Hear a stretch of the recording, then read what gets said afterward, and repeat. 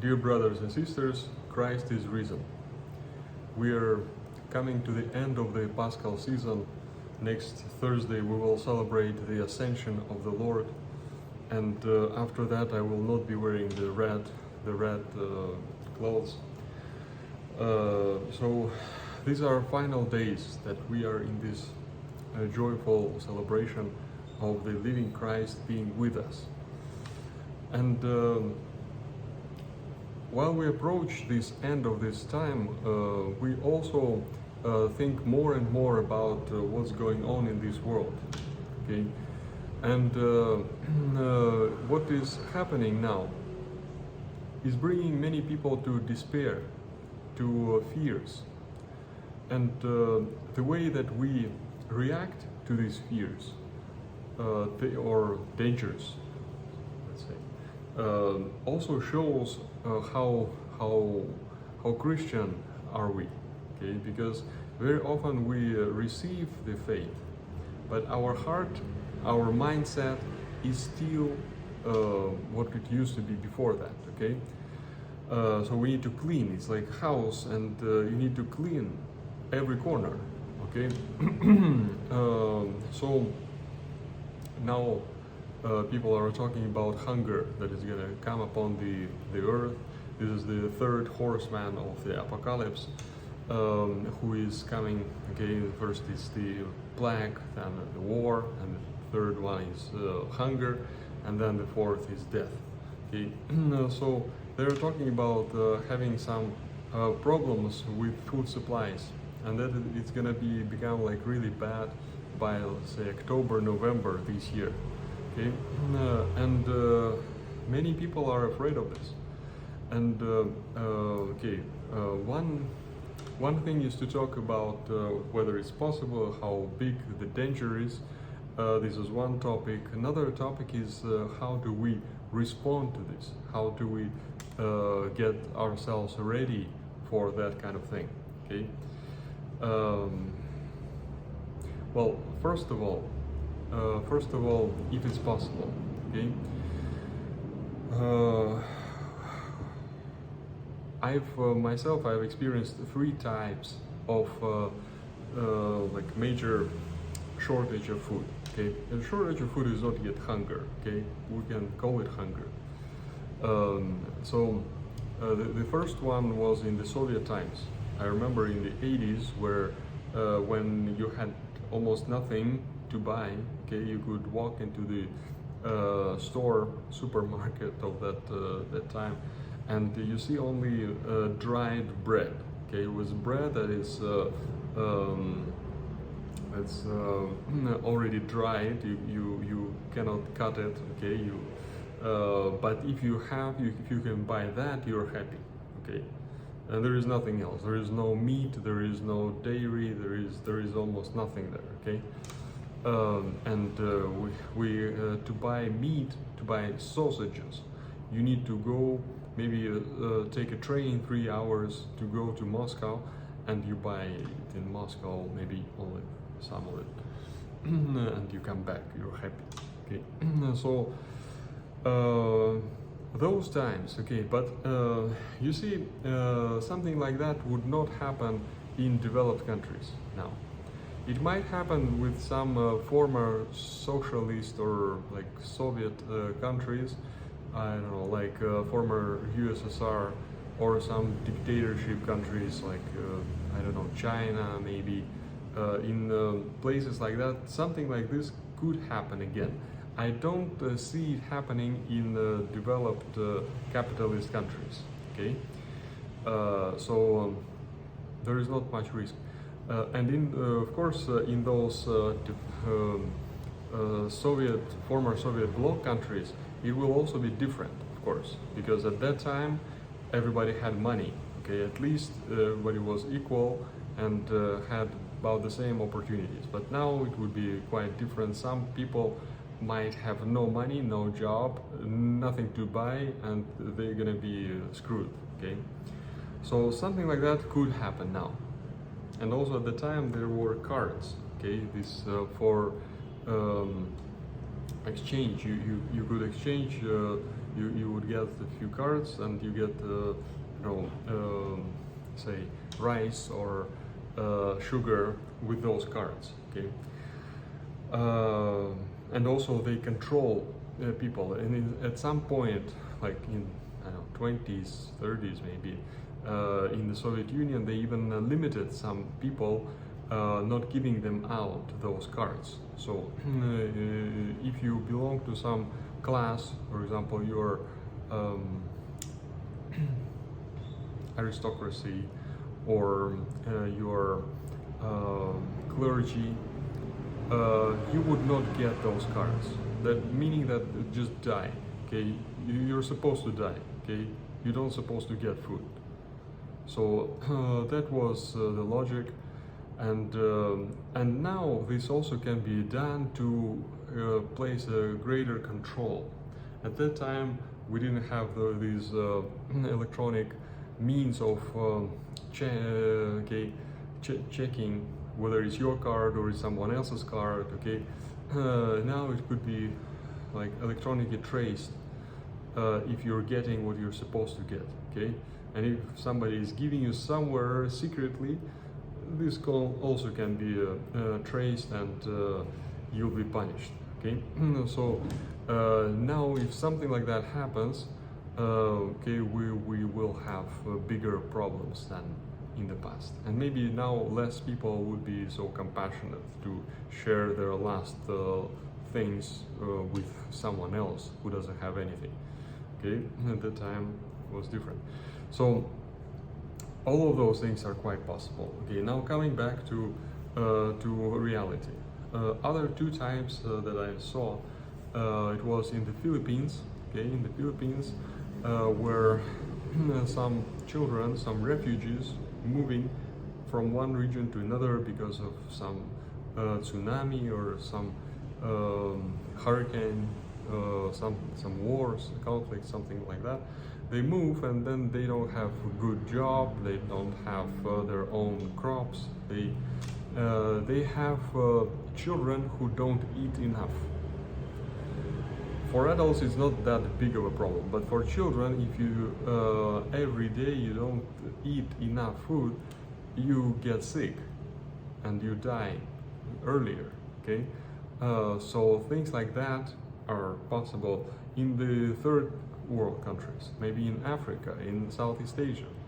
That might happen this year, next year, and also another situation in East Timor, where we had a shortage of food.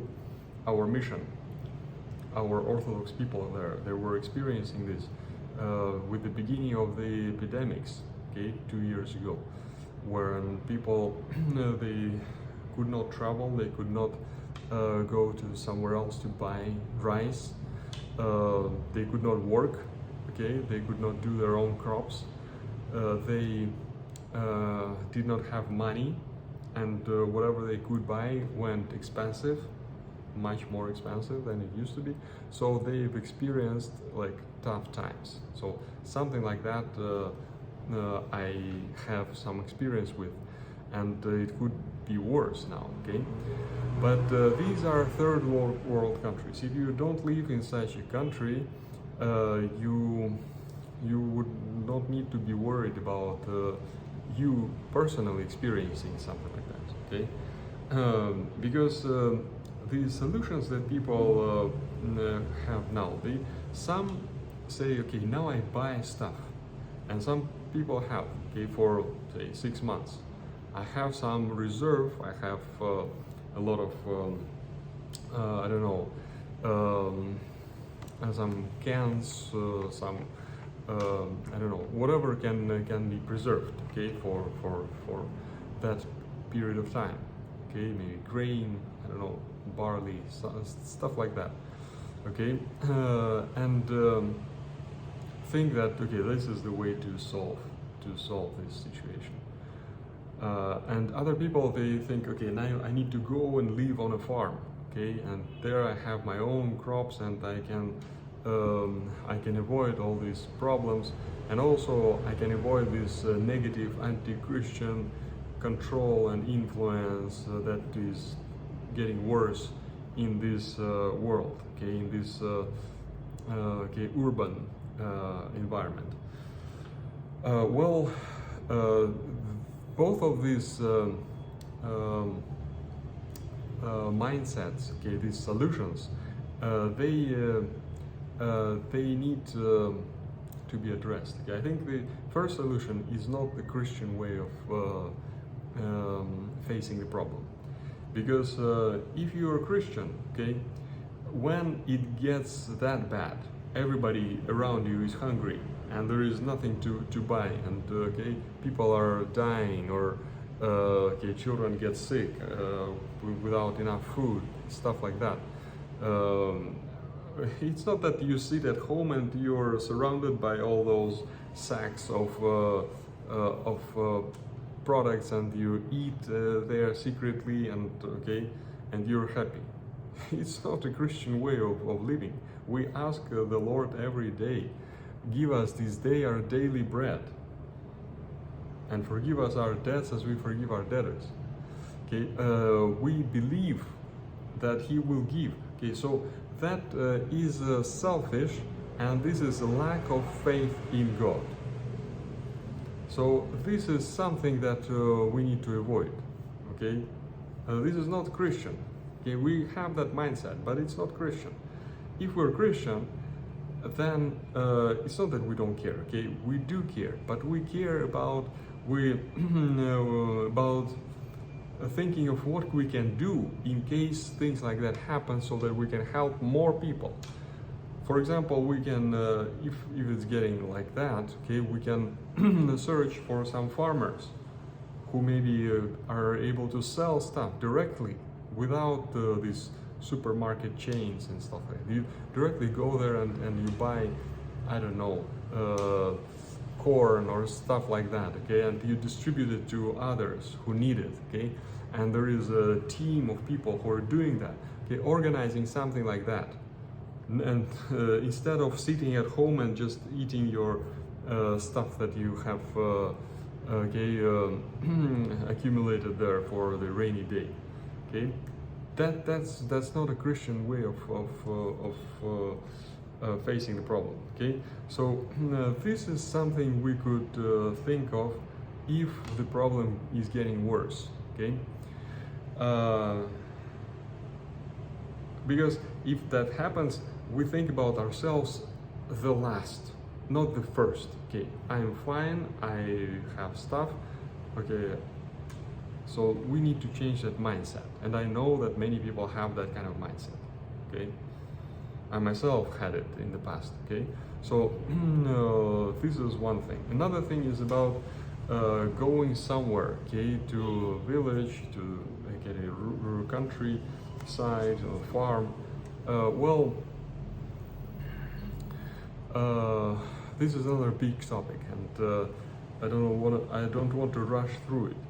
But just to say one thing, okay, there are two types of motivations for that. Motivation.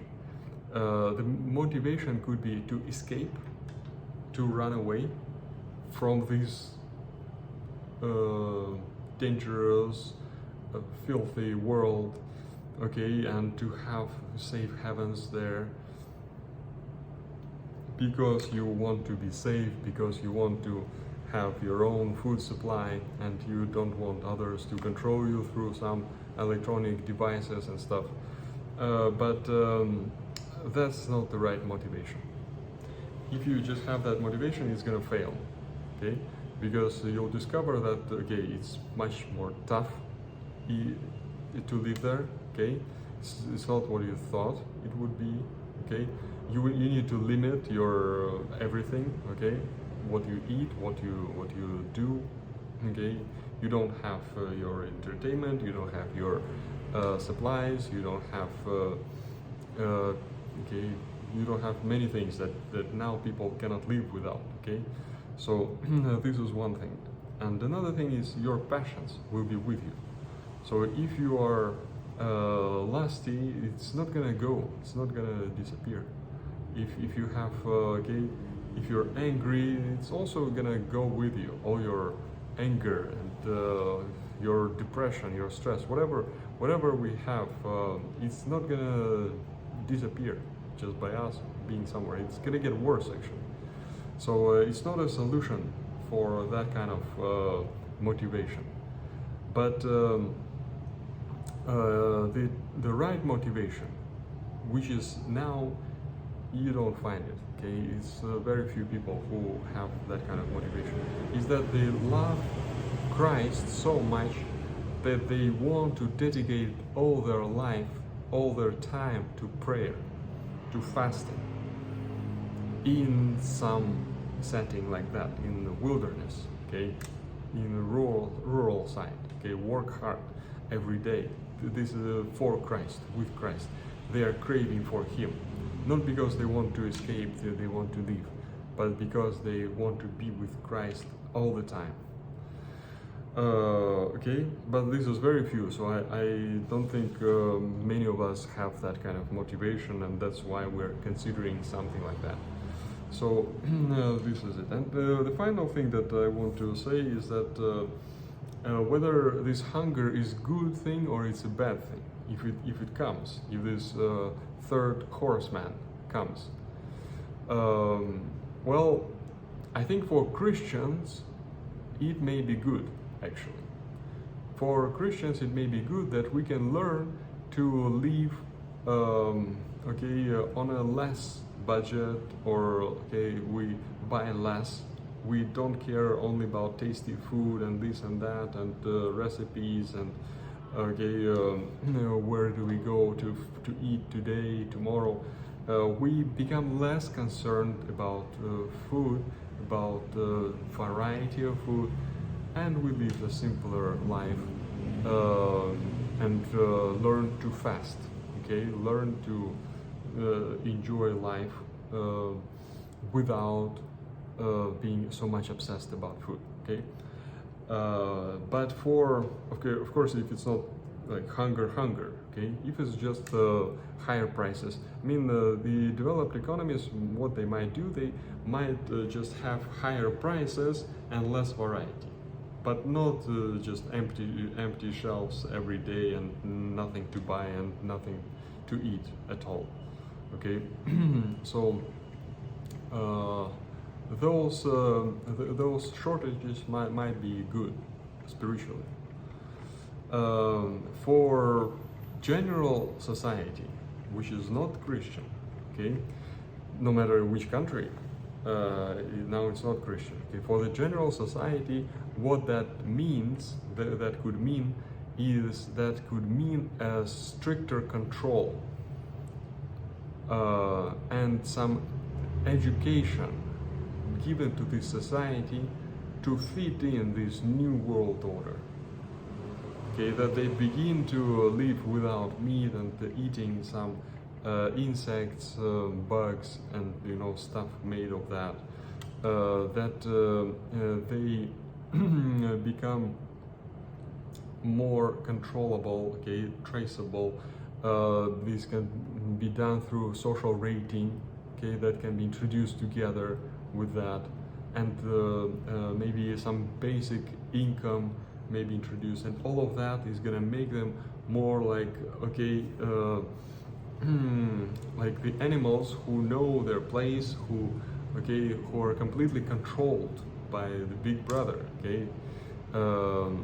So that's that kind of society is quite possible. Okay, so in that sense, it's not good, of course, because it's going to be used for that purpose.